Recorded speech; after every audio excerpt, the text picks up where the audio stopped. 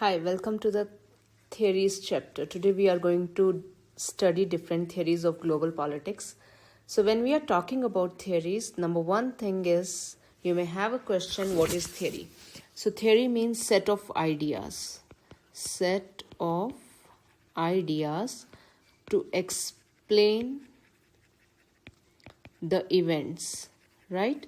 Now you all might be watching the news and you might be seeing those news differently through different lenses. So these lenses are nothing but are the different theories, right? Another way of defining a theory is to say that it is a set of connected ideas and assumptions that attempt to explain why something happens the way it does. Why something happens the way it does, and to predict what may happen in a given situation or set of circumstances. But remember, before we go on theoretical part, whenever you are hearing about a country and if you have studied about some set of theories, you will never ever call that country saying US is a realist, the Netherlands is a liberalist, or country X is so and so. So always remember not to call these countries like that.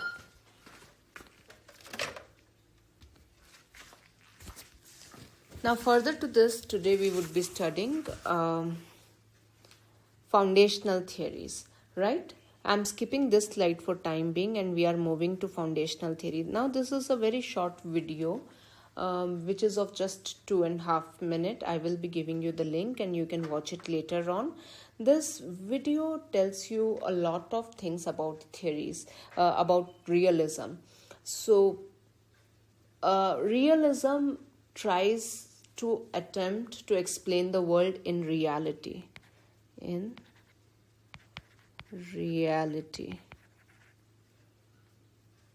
Rather than describing the world as we would like it to be. This means that realism can sometimes be seen as ignoring the moral or ethical implications. Moral or ethical implications of a particular event such as a territorial conflict. The key focus for realist theory is power. For realist, global politics is nothing but the power politics. Now, if I summarize this video, then this video talks a lot of points. Number one, world is a dangerous place. That means it's an anarchic place. Anarchic means where there is no law, there is no order. Power is the only certainty. Third point states primary interest is self-preservation.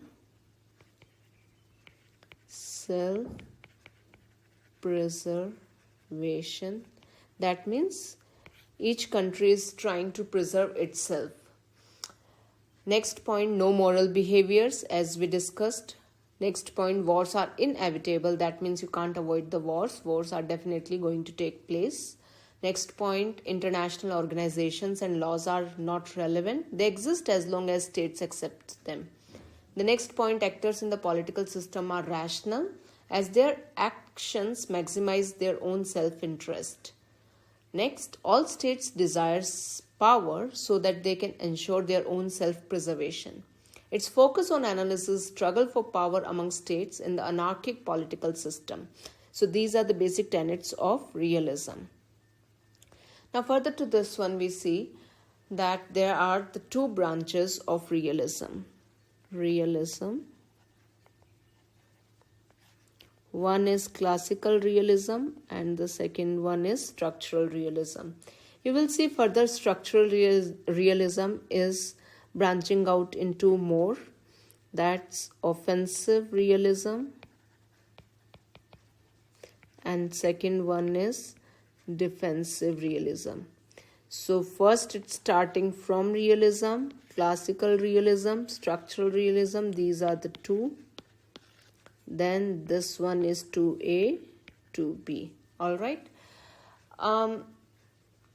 Now, there are two main school of thought in realism, as I said, and this can be considered as classical realism. That means it is also known as human nature. Human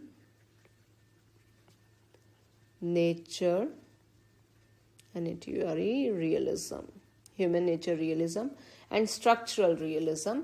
However, both strands of realist theory share the two key assumptions upon which the theory is developed. Number one thing, human nature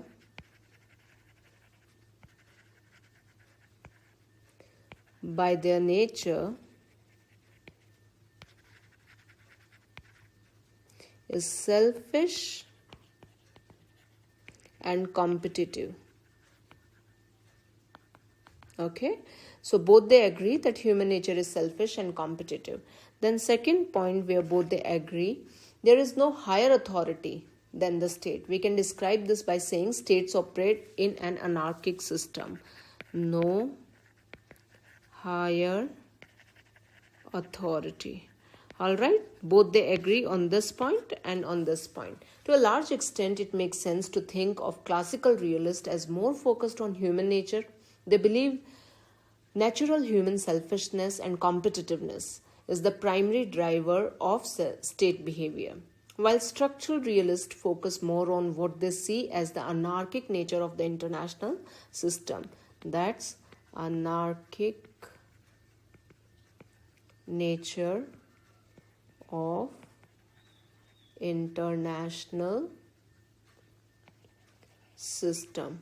All right, I hope this one is clear. Classical realism, it is talking more in sense of human nature, which is selfish and competitive. Structural realism, it is not accusing human nature, but it is accusing structure, international structure. That means international system, which is anarchic in nature. Now, classical realism. Now, classical realism has these four major tenets. Number one, classical realism is built upon its assumption that human nature is intrinsically selfish and competitive. In the previous slide, I have already told, builds on historical work by Machiavelli and Hobbes. Okay, so these are the two major theorists. Machiavelli also said the same thing, that human by nature is selfish, brutal. Similarly, what Hobbes also said, the same thing. This trend of realism assumes that state operate in an anarchic international system. And the fourth one, realist theory is concerned with the behavior of states and largely ignores behavior of at the sub-state level. Okay, so they are more concerning about the behavior of states, right? They are not considering sub-state level. So these are the important things. If we then accept the claim made by classical realists that because we are human, we are ego-driven and self-seeking, it is reasonable to see conflict between and amongst ourselves as inevitable in all aspects of social life. We can then develop this further as theorists such as Morgenthau,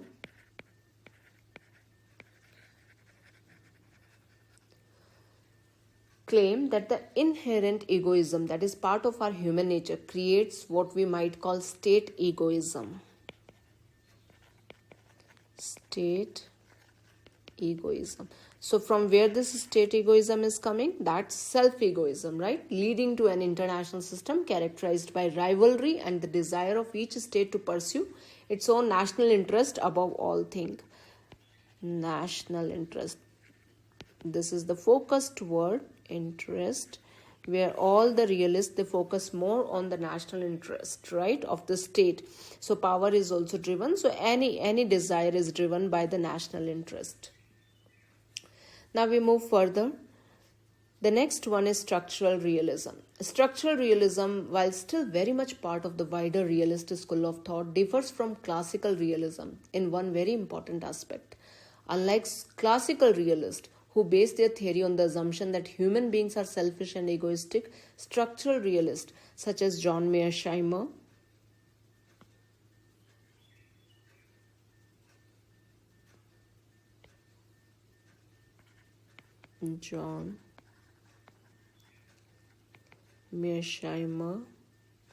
and Kenneth Waltz, right? So these are the two major theorists of structural realism. Argue strongly that it is the nature of the international system, that is the global political structure, that causes states to behave as they do, and like classical realists base their theory on a set of key assumptions. What are the set key assumptions?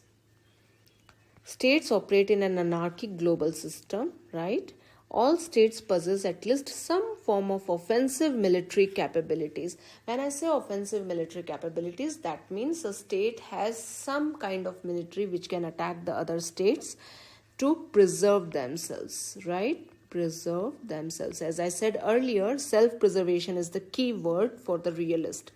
Third point, state can never know the intention of other states, right? Fourth one, the primary goal of all state is survival. They just want to survive. States are rational actors to take their own decisions. To take their own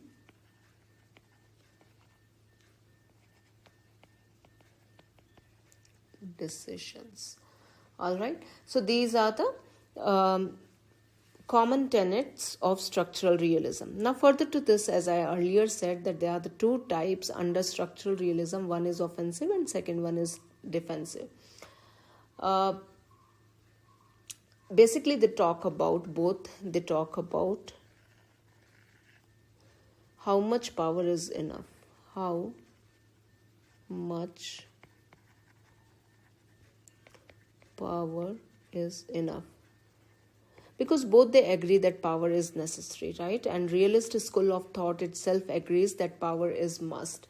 Now here question comes that how much power is sufficient? So we have offensive structural realists such as Mearsheimer who argue that states should seek to maximize power wherever possible. Okay? Mearsheimer and maximize power, okay, wherever it is possible. On the other hand, defensive structural realists such as Kenneth Waltz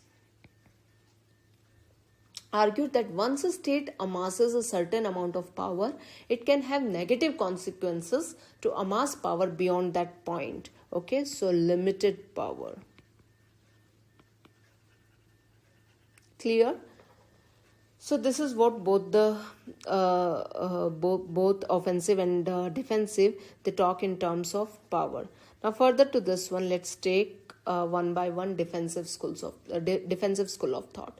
Defensive structural realists, like their offensive counterparts, accept that it makes sense in the contemporary international system for states to be powerful. However, they differ in the defensive realist claim that it is foolish for state to pursue hegemony. All right, so that means they do not believe in pursuing hegemony. They don't believe in. Whereas offensive, they believe in pursuing the hegemony, right? So how much power should state pursue according to defensive realist? As I said, that they do not want maximization of power, but they want to limit it. Well, it's difficult to answer that as it would depend on so many other factors, right? It can be balance of power. It can be even reaction of the neighboring states to an increase in the power of one particular state. However, in the words of Kenneth Waltz, states should seek to gain an appropriate amount of power. Appropriate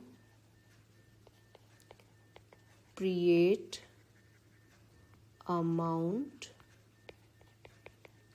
of power. Now, defensive realists argue that if a state becomes too powerful, then other states will attempt to balance that power. Balancing of power, we also call it balance of power.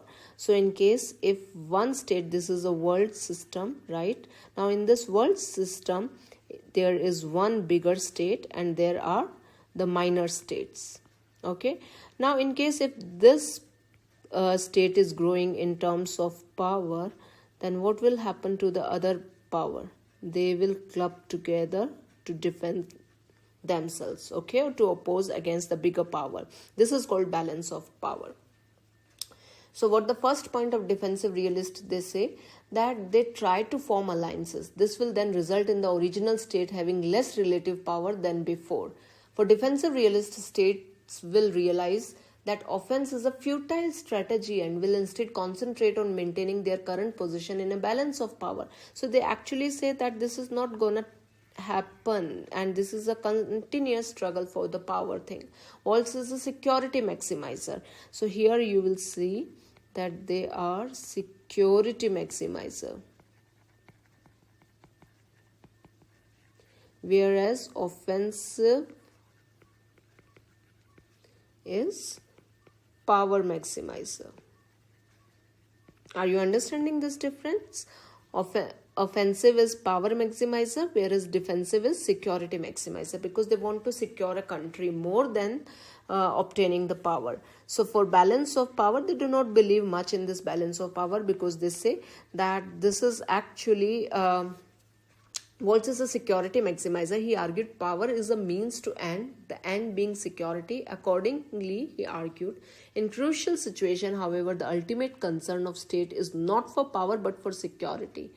Waltz is also promoter of self-help. According to him, self-help is necessary, the principle of action.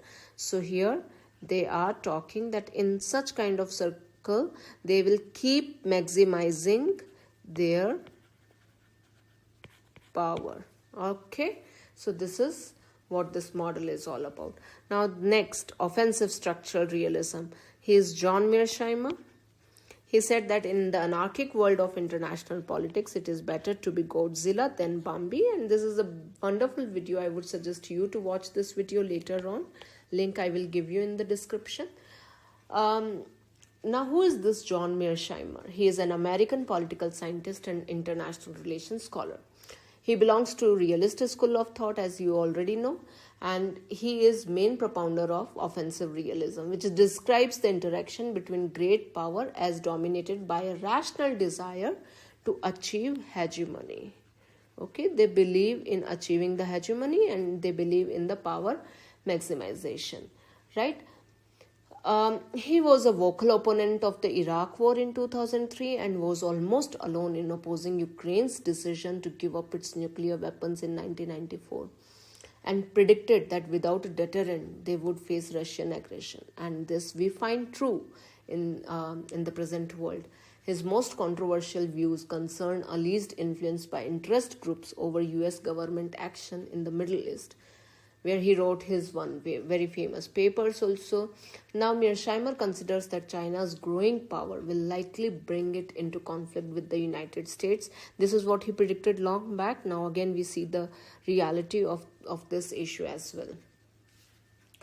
Now we have case studies on realism. This is from China and Crimea, and this case study is covering offensive realism and defensive realism. So these are the two small notes on this one, and this is a pretty long video of 1 hour 21 minutes. In case if you feel like watching this one, you can watch it. In my speaker's notes on the same slide, I have given the summary of this whole chapter on offensive and defensive. If you feel like reading that, you can go ahead with that. I hope this one is clear. What is this structural realism? And under structural realism, what do we have? We have Kenneth Waltz's defensive realism and we have John Mearsheimer's offensive realism. The case study attached to this one is of China and Crimea. Now further to this one, there are the three models of realist school of thoughts, right? The first model is balance of power. In prior to this slide, I briefly spoke about balance of power. It suggests that national security is enhanced when military capability is distributed so that no one state is strong enough to dominate all others. So this is a lovely video where you will understand that how world is balancing its power to defend its own security or to opponent the higher security or the hegemon of the world, right? So I would highly recommend you to watch this video. Now I'll just briefly tell you about this balance of power theory. It's a core tenet of both classical and neo-realist theory, right? And seeks to explain alliance formation due to the neo-realist idea of anarchism As a result of the international system, states must ensure their survival through maintaining or increasing their power in a self-help world, right? Let me go to this one. Self-help world. As earlier we talked about, that world is an anarchic system and everyone wants to go for the self-help world. So that means they happen to make their own alliances, right, with no authority above the state to come to its rescue in the event of an attack by a hegemon. States attempt to prevent a potential hegemon from arising by balancing against it. Now, according to Kenneth Waltz, founder of Neorealism, balance of power politics prevail wherever two and only two requirements are met. What are those requirements? Number one, that the order be anarchic and that it be populated by units wishing to survive. So number one thing, that it needs to be anarchic. Okay, the world needs to be anarchic. And second one, it needs to have the feeling of survival. Okay, they can do this either through internal balancing, where a state uses internal efforts such as moving to increase economic capability, developing clever strategies, and increasing military strength, or through external balancing, which occurs when states take external measure to increase their security by forming allies. States happy with their place in the system are known as status quo. Now here are the two concepts. Now one is status quo. Now, what is the status quo? While those seeking to alter the balance of power in their favor are they do not want to seek any kind of change, right? They are happy with their own system. Those countries are called as status quo countries. Now, the second one is revisionist. Revisionist. Now, who are those revisionists? They are in the favor of change. They want to balance. They want to alter the international system. They are known as revisionist state, and they aspire for hegemony. All right, they aspire for hegemony, thus repairing the balance. So these are the people which will keep forming the alliances to balance the world. So I hope this one is clear. There are the two kind of states. One is status quo states who do not want to alter the international system, and the second one is revisionist state who want to alter the system, who want to go for the balancing of power, and they are the one who want to aspire for the hegemon. Now, second model. After this, I hope balance of power is clear to you. They are basically aspiring to make the alliances to balance the power. This model is of classical realist and the neo-realist as well. This is a beautiful video. I would highly recommend you to watch this video later on. Now, the second model is billiard ball model. Okay. Now, state-centric approach illustrated through billiard ball model, which dominated thinking about international relations in 1950s, okay, in 1950s and later, and was associated with realist theory. States like billiard ball models. So here understand that these billiard balls are nothing but the states. Okay, these are the analogy which is given over here. States like billiard balls are impermeable. That means cannot be permeate, cannot be intervened, and self-contained units because they are self-contained. Okay, self-contained, self-fulfilled units, which influence each other through external pressure. So that means all the states, they are behaving in this international systems by having the external pressure. Now, external pressure can be ecological pressure, political pressure, economic pressure, social pressure, any kind of pressure, and states tend to behave by having external pressure on it. This model was given by realists in 1950s. As I said it earlier, it's a state-centric model. Okay, it focuses more on state-centric model. And if you will actually see, then realists, they believe in the state-centric approach, right? They focus more on state-centric. Now, anarchic is the key feature of IR of this realist school of thought that you already know by this time. Distinction between domestic politics and international politics, they distinguish. It implies that pattern of conflict and cooperation within the international system are largely determined by the distribution of power among states. So this is what they believe in. So all these balls, they behave in a certain way by external factors. Okay, so this is what this model talks about. Now this model uses one term which is known as high politics. High politics. What is this high politics? High politics means which focuses on security, military, anarchy, all these high words, right? They are known as high politics. And low politics which focuses more in terms of peace, social and all these things, right? Low politics and high politics. So this is another model, billiard ball model, which says that states happen to behave in a certain way by having the external forces. Now the third model, security dilemma. Now security dilemma, it is also known as a spiral of insecurity. Spiral of insecurity. States begin not to trust one another in fear that might become too powerful and risk the security of another state. It is a dilemma because all states begin competing over security measures, yet in the end no state feels more secure. So if a country is having nuclear weapon, then another country, neighboring country which is insecure because of that country may again start having nuclear weapons. So due to the security dilemma, countries may procure multiple weapons and nuclear bombs. You have so many examples. You have example of India, Pakistan, China. First China got its nuclear weapons, then India got it because China is not a friendly neighbor of India. When India got it, Pakistan also got this one. So security dilemma will push all these things to have more insecurity in the world or to keep the countries on the nuclear heap. Alright, so I hope you understood these three models attached to realist theory. Now at the end we have the criticism of this theory. Number one, focuses too much on conflict. Number two, underestimate the role of international institutions. As earlier I said that they do not focus on the IO's laws and everything. IO means international organization.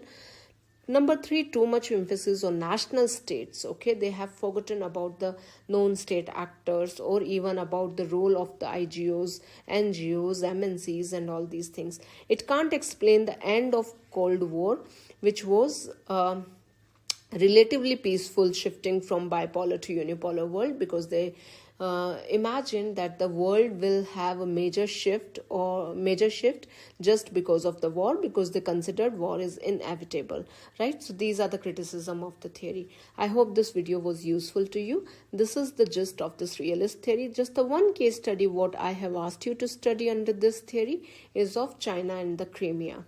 Hope to see you in the next video.